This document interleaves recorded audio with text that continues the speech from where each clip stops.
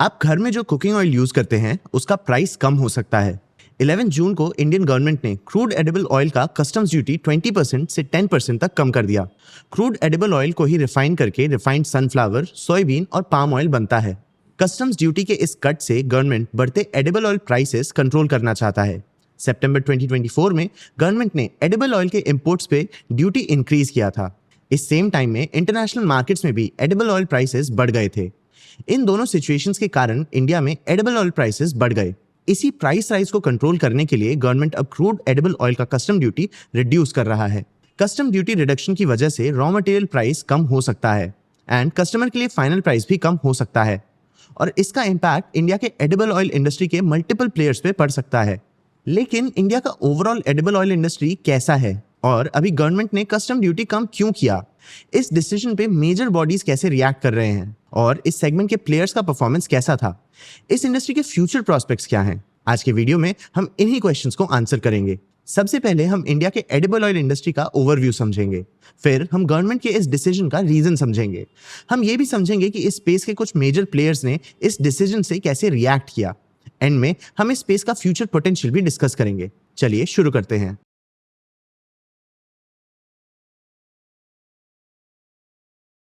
India दुनिया का largest edible oil importer है।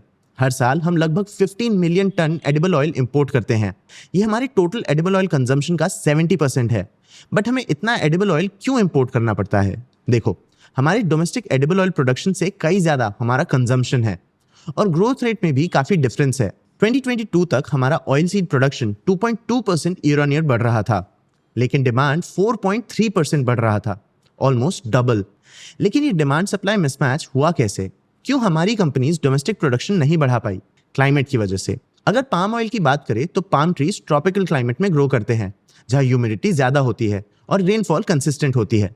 दुनिया का लगभग 82% पाम ऑयल प्रोडक्शन सिर्फ दो ही कंट्रीज में होता है, इंडोनेशिया एंड मलेशिया।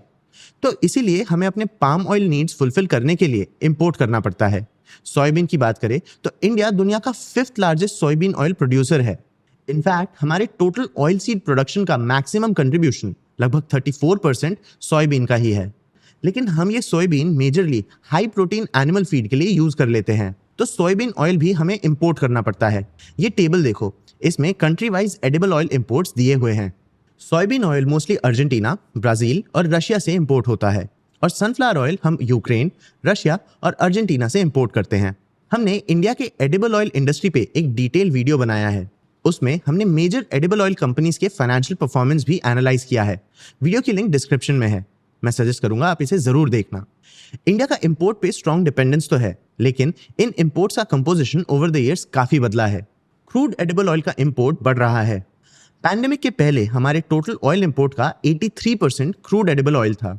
2020 तक ये कंट्रीब्यूशन 88% तक बढ़ गया। इंडिया के ऑयल कंजम्पशन ट्रेंड में भी चेंजेस आ रहे हैं। सोयाबीन ऑयल और सनफ्लावर ऑयल का कंजम्पशन बढ़ रहा है। नवंबर 2023 से अप्रैल 2024 तक total crude edible oil imports में इन दोनों ऑयल का कंबाइंड पोर्शन 40% था। नवंबर 2024 से अप्रैल 2025 तक ये नंबर 58% तक बढ़ गया। पाम ऑयल अभी भी इंडिया का most imported and consume category है, लेकिन ये मार्केट शेयर लूज कर रहा है। लेकिन पाम ऑयल का मार्केट शेयर कम क्यों हो रहा है? देखो, दिसंबर 2024 में पाम ऑयल प्राइसेस लगभग 40% बढ़ गए।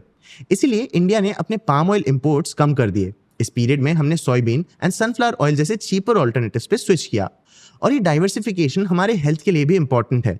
बढ़ते हेल्थ कॉन्शियसनेस की वजह से लोग अब पाम ऑयल का कंजम्पशन कम कर रहे हैं और हेल्थियर ऑल्टरनेटिव्स पे स्विच कर रहे हैं। लेकिन रीसेंट डेटा के हिसाब से पाम ऑयल प्राइसेस गिर रहे हैं और इंडिया और चाइना ने ग्लोबली सबसे बड़े इंपोर्ट ऑर्डर्स प्लेस किए हैं। तो हम दूसरे ऑयल टाइप में फोकस बढ़ा के डाइवर्सिफाई तो कर रहे हैं, लेकिन इंडिया का इंपोर्ट ऑर्डर देख के ये नहीं लग रहा कि हम पाम ऑयल का कंजम्पशन कम कर रहे हैं। तो क्या ये सच में एक हेल्थ रिलेटेड डाइवर्सिफिकेशन था या बस एक शॉर्ट टर्म प्राइस वॉलेटिलिटी से बचने का तरीका?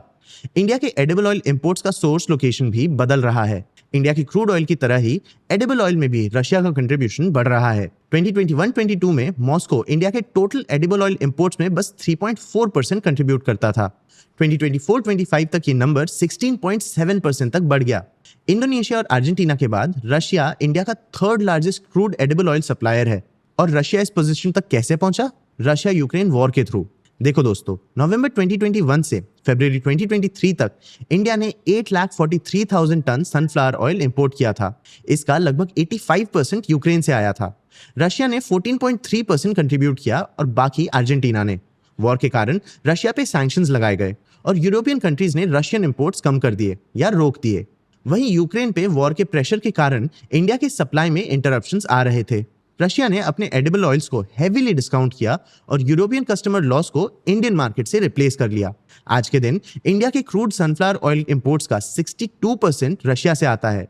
अर्जेंटीना इंडिया के सोयाबीन इंपोर्ट्स में सबसे ज्यादा कंट्रीब्यूट करता है, 60%। इंडिया के साउथ ईस्ट एशियन सप्लायर्स में भी चेंजेस आ रहे हैं। टोटल एडिबल ऑयल इंपोर्ट्स की बात करें तो 24.1% इंपोर्ट कंट्रीब्यूशन के साथ इंडोनेशिया इंडिया का सबसे बड़ा सप्लायर है, लेकिन अब ये पोजीशन लूज कर सकता है। और इंडोनेशिया का चैलेंजर कौन है?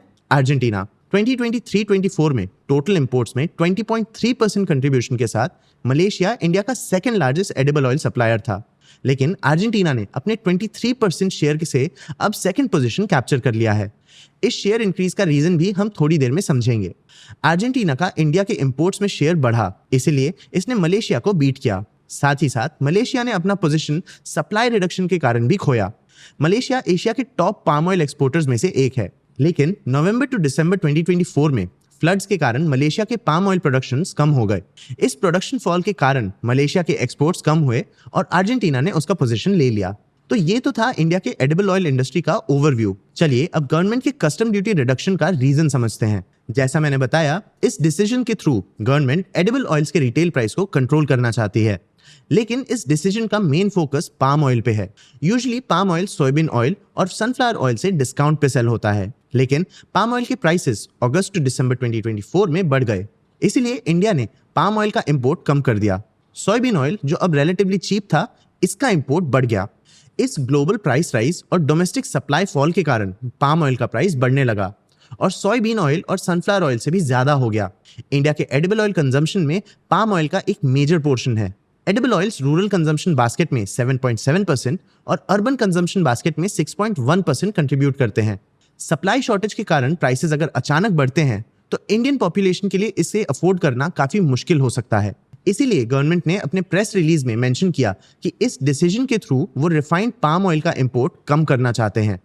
तो इस डिसीजन से इंडिया के ऑयल इंडस्ट्री के प्लेयर्स को बेनिफिट हो सकता है। इंडियन ऑयल इंडस्ट्री के कुछ मेजर एसोसिएशंस ने इस डिसीजन पे कमेंट भी किया। SEA या solvent extractors association of India के प्रेसिडेंट संजीव अस्थाना ने कहा कि रिफाइंड और क्रूड पाम ऑयल के ड्यूटीज का डिफरेंस बढ़ाना एक बोल्ड और टाइमली मूव है। उनके हिसाब से ये मूव डोमेस्टिक रिफाइनिंग सेक्टर को रिवाइटलाइज कर सकता है। IVPA या Indian vegetable oil producers association के प्रेसिडेंट सुधाकर देसाई ने कहा कि ये decision make in India movement को बूस्ट देगा और वेजिटेबल ऑयल सेक्टर को भी प्रोटेक्ट करेगा। इंडियन एडिबल ऑयल अथॉरिटीज ने इस डिसीजन को अप्रिशिएट किया। इस सेक्टर में दो मेजर लिस्टेड प्लेयर्स भी हैं, पतंजलि फूड्स और AWL एग्री बिजनेस। चलिए इन दोनों प्लेयर्स का फाइनेंशियल परफॉर्मेंस और इस डिसीजन का इनके बिजनेस पे इम्पैक्ट देखते हैं। सबसे पहले पतंजलि फूड्स। पतंजलि फूड्स ने फाइनेंशियल ईयर 25 में 35,000 करोड़ रुपीस का रेवेन्यू रिकॉर्ड किया। कंपनी FMCG स्पेस में ऑपरेट करती है और इसके 3 मेजर रेवेन्यू सेगमेंट्स हैं, edible oil, food and other FMCG और home and personal care. Edible oil segment का कंपनी के रेवेन्यू में हाईएस्ट कंट्रीब्यूशन है, लगभग 71%। लेकिन अब कंपनी एडिबल ऑयल से होम एंड पर्सनल केयर में अपना फोकस शिफ्ट करना चाहती है। पर ऐसा क्यों? देखो दोस्तों, एडिबल ऑयल एक लो प्रॉफिटेबिलिटी प्रोडक्ट है। ये चार्ट देखो, कंपनी के रेवेन्यू में एडिबल ऑयल का 70% से ज्यादा का कंट्रीब्यूशन है, लेकिन इस सेगमेंट का EBITDA मार्जिन दूसरे सेगमेंट से बहुत कम है, सिर्फ 4.06%। और इस लो प्रॉफिटेबिलिटी का कारण एडिबल ऑयल प्राइसेस में वॉलेटिलिटी। पाम ऑयल प्राइसेस के वॉलेटिलिटी के कारण कंपनी ने अपने एडिबल ऑयल सेल्स वॉल्यूम में एक 5% का year on year decline face किया। इस शिफ्ट के और भी रीजंस हैं। FMCG कैटेगरी का ग्रोथ फास्टर है, 27.9% CAGR as compare to edible oil sector का 6.79% CAGR, और इस सेक्टर के मार्जिन्स भी एडिबल ऑयल से बेटर हैं। FMCG कंपनीज जैसे HUL, ब्रिटानिया इंडस्ट्रीज, डाबर और नेस्ले इंडिया के पैट मार्जिन्स 14 to 16% हैं as compare to oil sector के 1%। इसीलिए कंपनीज फूड एंड FMCG में डाइवर्सिफाई कर रहे हैं। पतंजलि फूड्स के home and personal care business ने कंपनी के Q4 रेवेन्यू में बस 7.4% कंट्रीब्यूट किया, लेकिन इस सेगमेंट ने कंपनी के EBITDA मार्जिन में 20.03% कंट्रीब्यूट किया। पूरे फाइनेंशियल ईयर 25 की बात करें तो home and professional care segment का EBITDA मार्जिन सबसे ज्यादा था, 15%। तो इसीलिए शायद कंपनी इस सेगमेंट में डाइवर्सिफाई कर रही है। AWL एग्री बिजनेस ने भी एक सिमिलर सिचुएशन फेस किया। फाइनेंशियल ईयर 25 में कंपनी ने 63,600 करोड़ रुपीस का रेवेन्यू रिपोर्ट किया। कंपनी ने फाइनेंशियल ईयर 25 को अपना बेस्ट एवर फाइनेंशियल ईयर कहा, लेकिन कंपनी का Q4 परफॉर्मेंस एक कंसर्न का कारण हो सकता है। फाइनेंशियल ईयर 25 के फोर्थ क्वार्टर में कंपनी ने 38% का year on year revenue growth और 8% का वॉल्यूम ग्रोथ रिकॉर्ड किया, लेकिन फाइनेंशियल ईयर 25 के फोर्थ क्वार्टर में कंपनी का EBITDA margin quarter on quarter 41% गिर गया। कंपनी ने मार्च 2025 में 603 करोड़ रुपीस में GD फूड्स अक्वायर किया।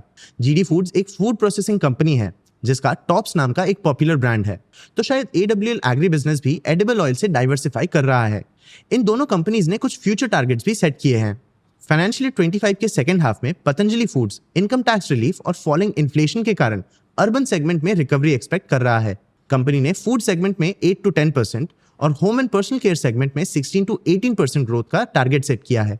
AWL का मानना है कि पाम ऑयल प्राइसेस स्टेबलाइज हो चुके हैं और इससे कंपनी के पास ग्रोथ अपॉर्चुनिटीज हैं। कंपनी रूरल पेनिट्रेशन और न्यू ब्रांड्स में ग्रोथ एक्सपेक्ट कर रहा है। कंपनी ने अपना रिटेल रीच 8.6 लाख स्टोर्स तक एक्सपैंड किया और क्विक कॉमर्स सेगमेंट में भी 113% का ईयर ऑन ईयर ग्रोथ हुआ। तो इतना तो क्लियर है कि कंपनीज एडिबल ऑयल के प्राइस वॉलेटिलिटी का थ्रेट फेस कर रहे हैं। फिलहाल सेगमेंट डाइवर्सिफिकेशन एक इंडस्ट्री वाइड ट्रेंड लग रहा है, जहां कंपनीज एडिबल ऑयल से पूरी तरह एग्जिट नहीं कर रहे, लेकिन ये इस सेगमेंट के इंस्टेबिलिटी से डील करने के लिए दूसरे सेगमेंट्स में भी बेट्स ले रहे हैं। आपको क्या लगता है, क्या ये डाइवर्सिफिकेशन ट्रेंड इंडिया के एडिबल ऑयल इंडस्ट्री के प्लेयर्स को मदद कर पाएगा? क्या बढ़ते प्राइस वॉलेटिलिटी के कारण एडिबल ऑयल इंडियन प्लेयर्स के लिए एक लायबिलिटी बन जाएगा? अपने व्यूज हमें कमेंट सेक्शन में जरूर बताना। आगे आप कौन से टॉपिक्स पे वीडियोस देखना चाहते हो, ये भी हमें कमेंट सेक्शन में जरूर बताना। अगर ये वीडियो आपको इन्फॉर्मेटिव लगा हो तो इसे लाइक और शेयर जरूर करना। ऐसे ही और वीडियोस के लिए चैनल को सब्सक्राइब भी कर लेना। आज की वीडियो के लिए इतना ही। मैं हूं आपका होस्ट देव। मिलते हैं अगले वीडियो में।